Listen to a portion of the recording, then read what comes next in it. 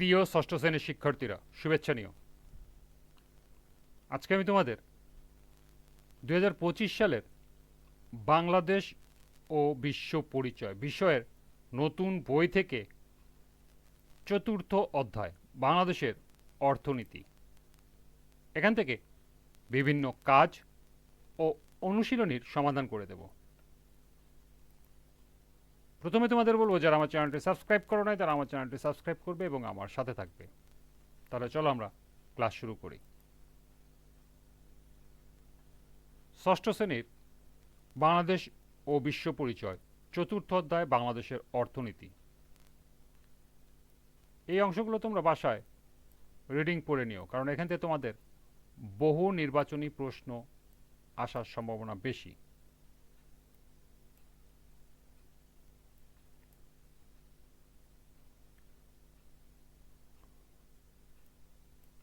লক্ষ্য করো ২৬ পৃষ্ঠার শেষের দিকে একটি কাজ দেয়া আছে।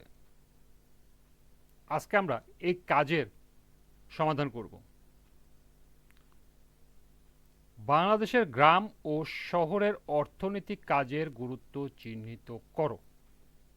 অর্থাৎ বাংলাদেশের গ্রামের অর্থনৈতিক কাজের গুরুত্ব কী এবং বাংলাদেশের শহরের অর্থনৈতিক কাজের গুরুত্ব কী তা আলাদা আলাদাভাবে চিহ্নিত করতে হবে। তো চলো এখন আমরা এ কাজের সমাধান দেখে নিই।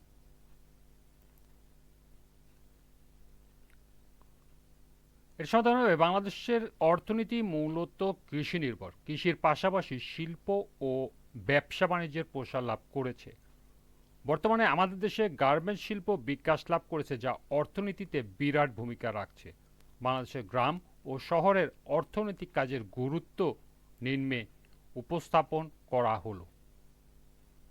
প্রথমেই গ্রামের অর্থনৈতিক কাজের গুরুত্ব। গ্রামের একজন চাষি ও তার পরিবারের সদস্যরা সকাল থেকে সন্ধ্যা পর্যন্ত জমিতে কাজ করেন।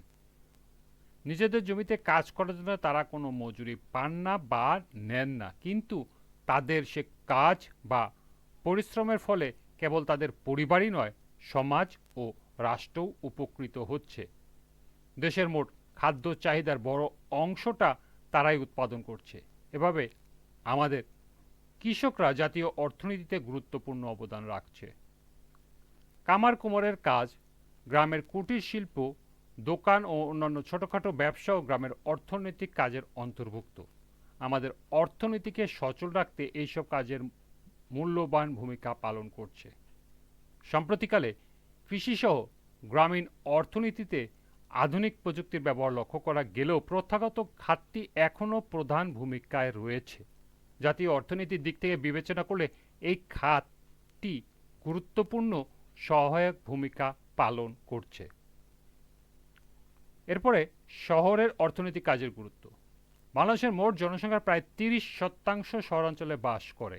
রাজধানী ঢাকা, বন্দরনগরী চট্টগ্রাম, শিল্প শহর নারায়ণগঞ্জ ও খুলনায় বাস করে বিপুল সংখ্যক মানুষ। বাংলাদেশের শহরগুলিতে উচ্চবিত্ত, মধ্যবিত্ত, নিম্নবিত্ত ও বিত্তহীন সকল শ্রেণীর মানুষেরই বসবাস। বিত্তহীনদের মধ্যে আবার অনেকে ভাসমান বা অস্থায়ী, অর্থাৎ তাদের নিজস্ব কোনো বাসাবাড়ি নেই। তারা বস্তি, ফুটপাত, পার্ক, রেল স্টেশন ইত্যাদি স্থানে বসবাস করে। উচ্চবিত্ত ও মধ্যবিত্ত শ্রেণীর লোকেরা সাধারণত আনুষ্ঠানিক অর্থনৈতিক কাজ যেমন সরকারি ও বেসরকারি চাকরি, ব্যবসা বাণিজ্য ইত্যাদিতে নিয়োজিত। নিম্নবিত্ত ও বিত্তহীনরা ছোটখাটো দোকান, ফুটপাতে হকারি, ফেরিওয়ালা, রিক্সা বা ঠেলাগাড়ির চালক, মুটে, মিস্ত্রি, যোগালী কিংবা বাসাবাড়ির কাজ করে জীবিকা নির্বাহ করে। এগুলোকে শহর অঞ্চলের অর্থনৈতিক কাজ বলে গণ্য করা হয়।